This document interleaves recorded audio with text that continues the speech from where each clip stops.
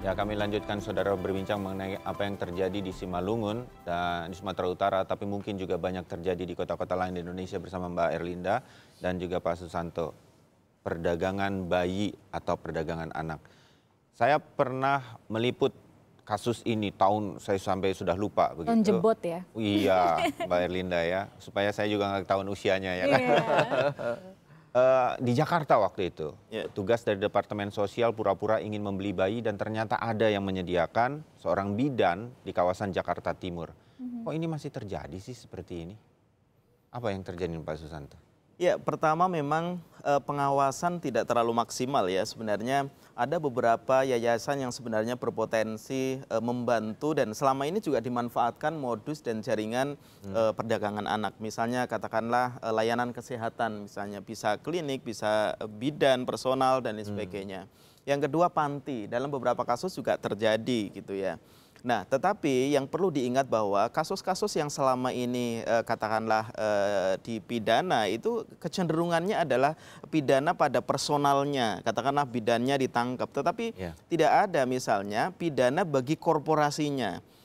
Sebenarnya kalau kemudian terjadi bahwa ada satu yayasan kesehatan atau katakanlah korporasi, ada dugaan bahwa yang bersangkutan terlibat baik langsung maupun tidak langsung, harusnya yang dipidana juga pendekatannya pendekatan korporasi gitu.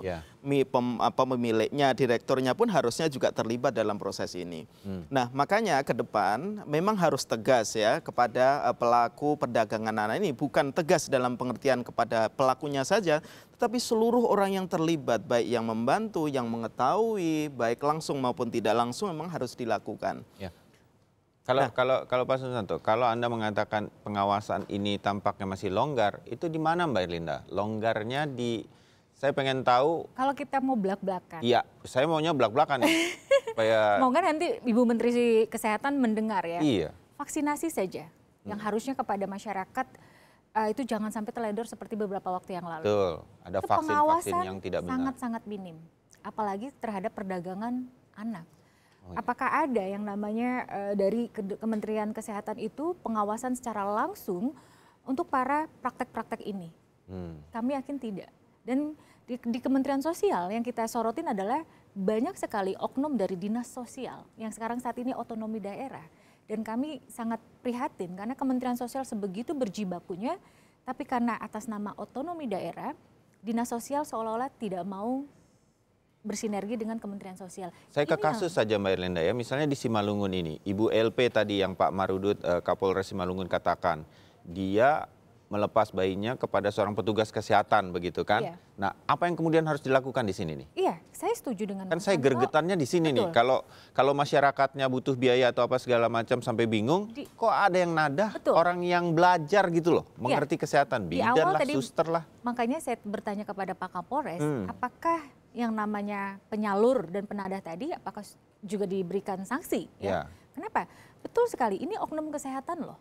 Dan sebaiknya pada saat dia adalah oknum kesehatan tadi tidak hanya tindak pidana, tapi sanksi dari korporasi yang dikatakan Mas Santo tadi pun juga harus bertanggung jawab.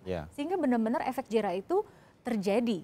Karena selama ini belum kita rasakan adanya efek jera. Apalagi masyarakat itu sendiri mengatakan bahwa oh ini anak-anak saya mau berikan kepada siapa nggak masalah.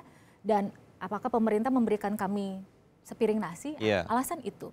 Dan yang harus kita lakukan juga adalah sistem tadi. Sistem di pusat kan harusnya bersinergi dengan yang di daerah. Tapi ini seolah-olah tidak.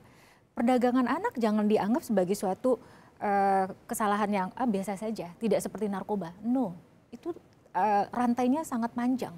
Ini hanya yang terbongkar baru bayi. Belum lagi kasus-kasus anak-anak kita. Anak-anak remaja, anak-anak yang usia rentang 5 dan 10 tahun sangat banyak. Oh ya? Bisa jadi, iya, Mas Santo masih ingat ya, tahun 2015 kami membongkar ada satu panti di Bogor di mana perdagangan anak di sana dengan embel-embel sangat manis, sekolah, beasiswa dan sebagainya.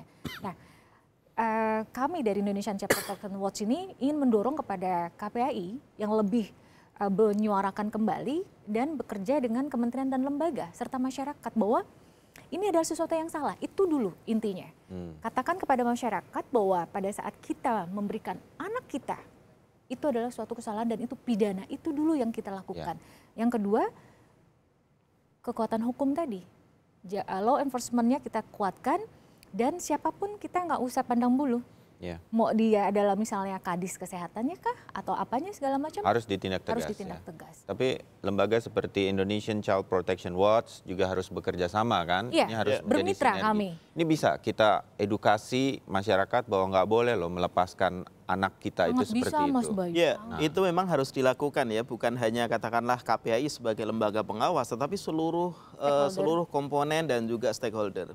Maka hemat kami memang ya perlindungan anak, melindunginya dari kejahatan seksual, kejahatan perdagangan anak itu harus menjadi gerakan bersama gitu ya.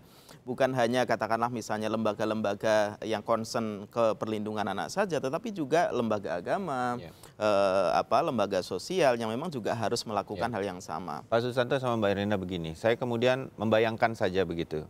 Mengapa kemudian ini terjadi? Karena mata rantai ini karena seperti ekonomi ada supply, ada demand-nya begitu.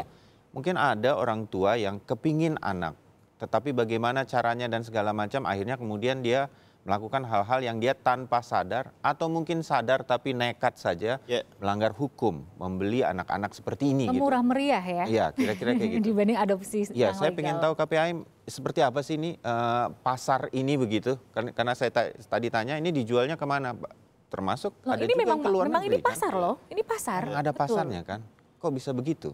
Ya, memang ada beberapa motif yang sebenarnya kenapa orang mengambil anak dengan melalui motif perdagangan. Padahal sebenarnya banyak hal yang sebenarnya bisa ditempuh ya secara sah ketika misalnya seseorang melakukan adopsi anak misalnya. Nah, norma kita sebenarnya cukup jelas. Misalnya katakanlah demi kepentingan terbaik bagi anak, orang tua dengan orang tua kandung harus seagama. Tidak boleh katakanlah pasangan sejenis. Minimal 5 tahun pasangan itu sudah berlangsung. Keenam, yang bersangkutan minimal 30 tahun, maksimal 50 sekian tahun lah. Itu normanya begitu. Nah, itu adalah setidaknya koridor-koridor awal untuk memastikan bahwa agar adopsi anak itu benar-benar dipastikan benar secara hukum. Termasuk harus mendapatkan izin dari Mensos atau Dinas Sosial terkait. Berdasarkan asesmen dari pekerja sosial apakah yang bersangkutan ini layak atau tidak. Layak dalam pengertian ini bukan hanya layak dalam katakanlah kapasitas ekonominya saja, tetapi juga layak psikologisnya. Bagaimana apakah yang bersangkutan sehat jasmani dan rohani atau tidak. Secara ekonomi mungkin mampu, tetapi yang bersangkutan misalnya berpotensi menjadi pelaku kekerasan terhadap anak misalnya, itu juga tidak boleh secara hukum dilakukan. Iya, jadi perdagangan banyak anak hal ini, yang diperhatikan. Ya, perdagangan anak adalah awal atau gerbang dari permasalahan berikutnya. Apa? Eksploitasi ekonomi, ya. Eksploitasi seksual nanti terhadap anak pun bisa saja. Karena data di kami pun juga bahwa anak-anak yang akibat dari perdagangan ini banyak sekali dieksploitasi pada saat dia remaja, pada saat dia berusia cukup matang, kebanyakan jadi anak-anak yang dipekerjakan secara seksual. Nah, ini kita tidak mau biarkan karena pada saat itu terjadi akan terjadi pelanggaran-pelanggaran hak anak lainnya. Nah, oleh karena itu ya supaya ini tidak menjadi darurat perdagangan orang, perdagangan anak, harus kita stop. Mata rantainya harus kita putus. Itu yang harus kita lakukan. Baik, yang terakhir dari KPAI Pak Susanto, dari kasus di Simalungun ini, apa yang paling tidak KPAI ingin lakukan, hal apa yang kemudian yang bisa segera mengarah, harus dilakukan betul, gitu ya? Iya. Pertama, ini harus menjadi concern ya seluruh penyelenggara negara ya, terutama pemerintah daerah lah, karena memang mereka yang punya area kerja cukup dekat secara sosiologis dengan masyarakat, potensi-potensi juga cukup ada. Selain pertimbangan mandat undang-undang pemerintahan daerah bahwa perlindungan anak itu menjadi kewenangan wajib daerah, maka sebagai ikhtiar untuk merealisasikan itu harus memastikan seluruh pemerintahan daerah itu memastikan advokasinya, sosialisasinya, edukasinya, dan pencegahannya pun juga harus dilakukan selain juga penegakan hukum. Yang kedua tentu yang harus dipastikan adalah bagaimana indikator masalah ini juga menjadi indikator terkait dengan kota layak anak. Kalau kemudian katakanlah satu daerah yang sebenarnya sudah masuk katakanlah Pratama, Mati atau Nindya sebagai kota layak anak, kemudian ada kasus perdagangan anak, harus diturunkan. Harus diturunkan. Ada ya? Kalau perlu diberikan punishment kepada yang bersangkutan jika kemudian katakanlah pemerintah daerah diduga melakukan katakanlah misalnya pembiaran atau jangan-jangan juga melakukan pelanggaran misalnya. Itu memang harus dilakukan dan terus dilakukan evaluasi. Dan Mas Santo mungkin paling penting, mumpung ini didengar semuanya, harus tadi kan pengawasan harus kuat. Jadi Komisi Perlindungan Anak Daerah tuh sebenarnya sekarang ini sudah wajib karena berbeda dengan program pemerintah yang ada di daerah. Oke, jadi perpanjangan tangan untuk pengawasan yang kita harapkan bekerja sama dengan banyak hal, termasuk organisasi dan juga masyarakat langsung. Baik, ini mudah-mudahan menjadi satu batu loncatan penting kasus di Simalungun ini, agar kemudian tidak terjadi perdagangan lagi, atau paling tidak kita harus mempersempit geraknya paling tidak dalam beberapa waktu ke depan.